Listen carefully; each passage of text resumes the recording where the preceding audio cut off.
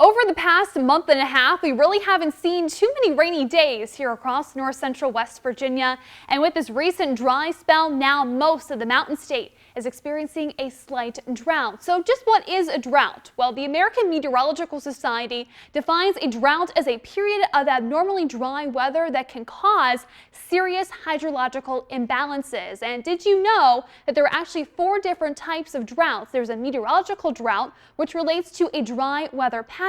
Meanwhile, across the West, they are also dealing with a hydrological and agricultural drought, as these dry conditions are now affecting water levels and also the crops that are grown in that part of the country. Now, when we look at the Drought Monitor, which highlights the really dry areas across the country, we look at 5 different categories, which range from abnormally dry, which means short-term dryness, or also areas can be coming out of a drought will be sitting in that abnormally dry level. Meanwhile, the highest is exceptional drought, when we see water emergencies, widespread water shortages, and also extensive damage to crops and pastures. Now, looking across the entire United States right now, nearly 32% of the country are experiencing some type of drought. Meanwhile, across the West, we are still seeing that exceptional drought in a number of spots, including California, Oregon, and even Washington State. Meanwhile, closer to home now, over the past 6 weeks, we have seen conditions really drying out across the mountain state, and now nearly 91% of the state